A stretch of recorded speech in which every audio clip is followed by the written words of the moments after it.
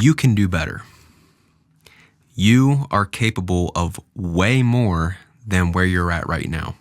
You might not feel like that. You might feel like there's not a lot of upside in your life. You might feel that you're lost. You may feel that you're just complacent. You might feel that. You might feel like you have done the work to get yourself to where you're at some sort of peak in your life, where you've done it, you're here.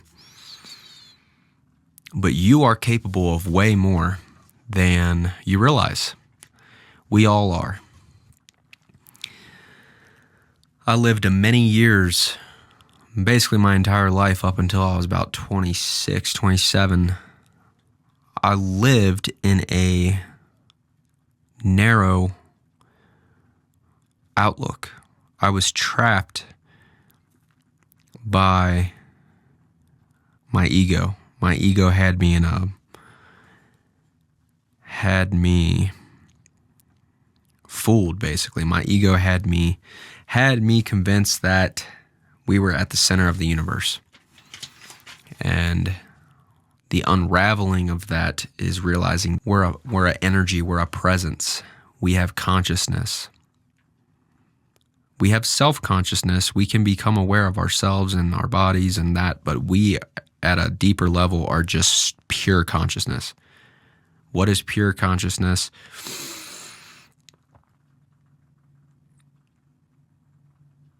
Pure consciousness is the awareness and intention to unidentify from the thoughts that are in your brain. When you can wipe away all the thoughts and all the experiences that, your memories, when you can wipe away your future plans, when you can wipe away your past, whatever it is in your past that is hindering you, that's holding you back, that's keeping you locked in a neurotic state. Consciousness is the key into peace and joy and potential. And that's what we're focusing on here, is the potential that you have. You have this untapped potential within you. You can do it. You can do it. And out of this conscious state, out of this joy and peace that I've felt in my own life, what it has made me feel and realize is that I am a source of what is good in life. I'm a living, breathing source of it. And the value is that I can bring that to more people. I can influence the people in my life around me. And I can do it at scale. It's scalable. I can do it for as many people as I can, as the technology allows. And we're in yeah. So time to lock in is basically what I was getting at there. It is time to lock in. This concept, this idea of it is time to lock in.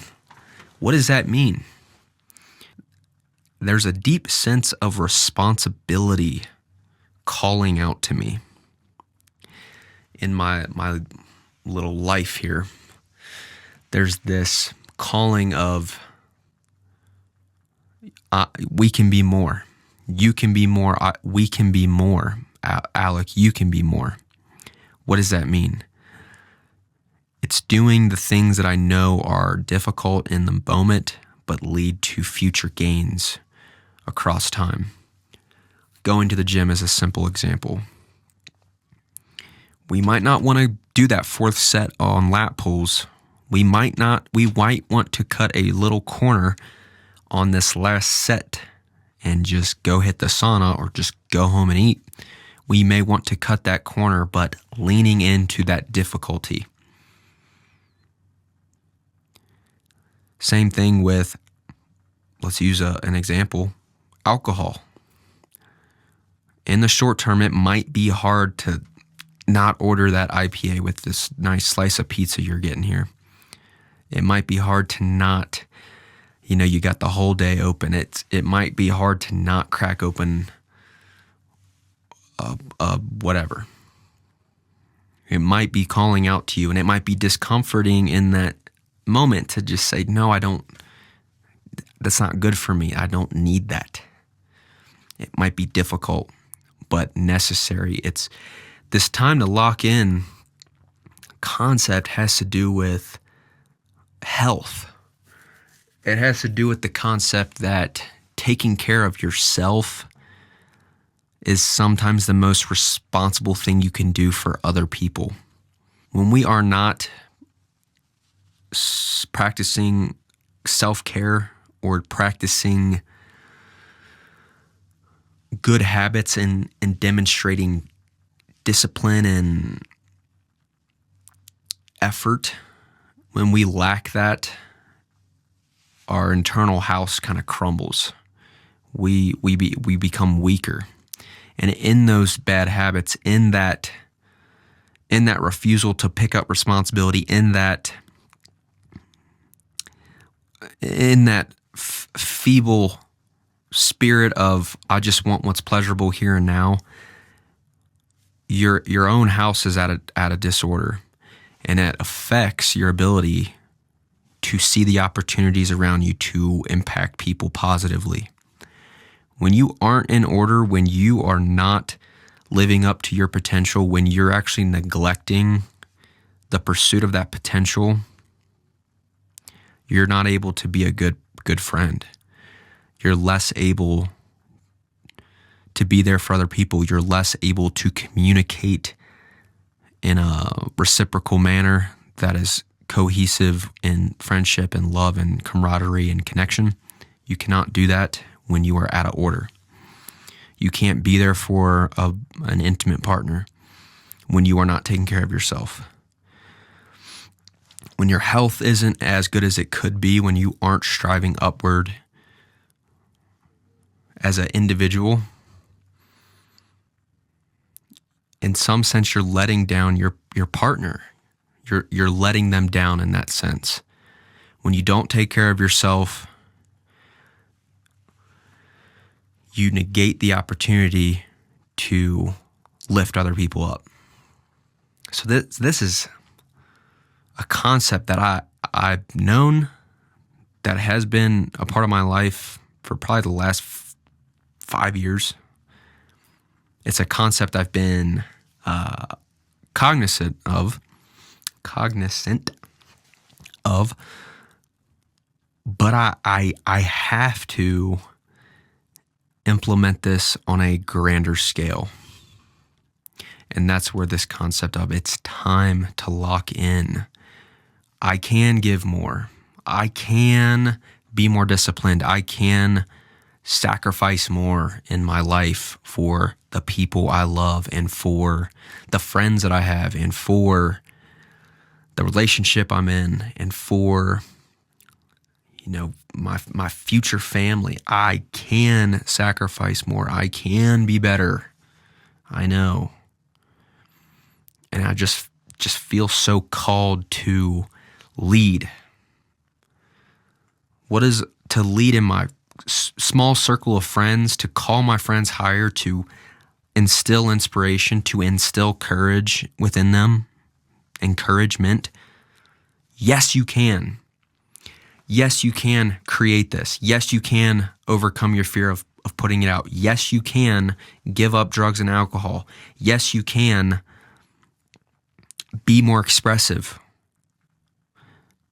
Yes, you can lower yourself to pick up others. You are able to do this. You can grow in love and in compassion and in kindness to better be there for the women in your life. Yes, you are able to do that. And if you're a woman listening to this, you are able to do that for the men in your life. You can call the men in your life higher. If that's what you aim at, you do have to aim at it and make it a conscious aim. So, what else? Oh yeah, Guatemala. Put Guatemala, the idea of privacy. I don't need to talk about every last detail of the trip. I don't want to, as you can probably tell by my tone. Guatemala was good. I've talked about the experience with my close friends and family on the phone, through text, in person.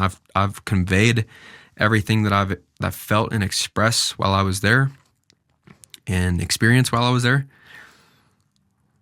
I already communicated that with my close circle of friends and family, and I don't feel the need to regurgitate it here.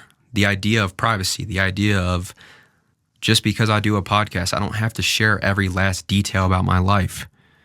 I can maintain some privacy and sacredness around some things I've been through. I don't have to share everything. I share a lot, but I don't want to go through the minute detail of the trip. It was a good trip, and I'm back now. What else? Is that it? Oh, yeah. I guess we'll put this at the end. We do have V8. So this concept of health and locking in and being a better you for those around you, man, it starts with health. It starts simply with drinking V8s instead of beers. This is a small step for man, a giant leap for... And I do love V8. This is a new thing. When I was growing up, this was the most disgusting form of beverage, like drinking vegetables. It was like, what? Why would anyone ever do that? But in this phase of my life, I think it tastes different to me now as I'm an adult. Like, the vegetables taste good. It tastes so good. But that paired with the idea of this being like nutritious energy, like, I like it and it's good for me. Like, that's pretty insane. But anyways, yeah, V8. There was one more thing. What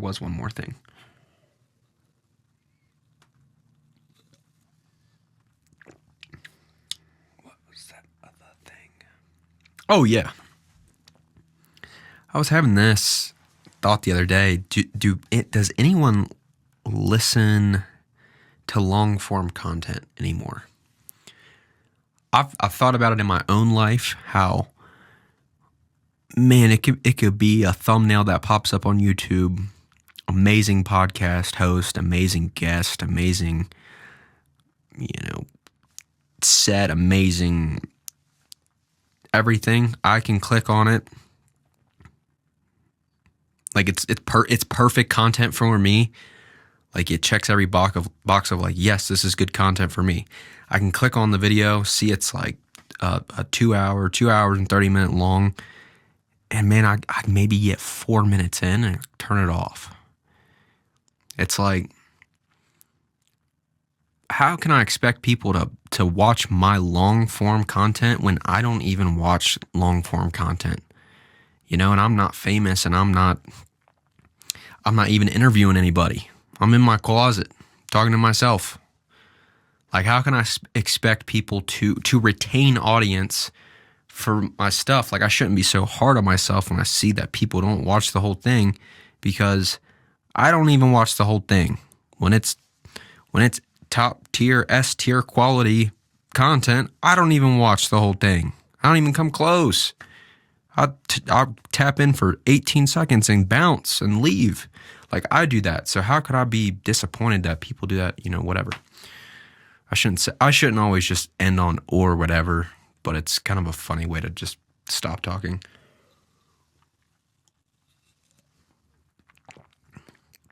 And that is health. All right.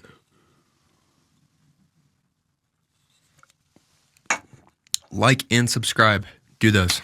I love you, and I'll see you next time.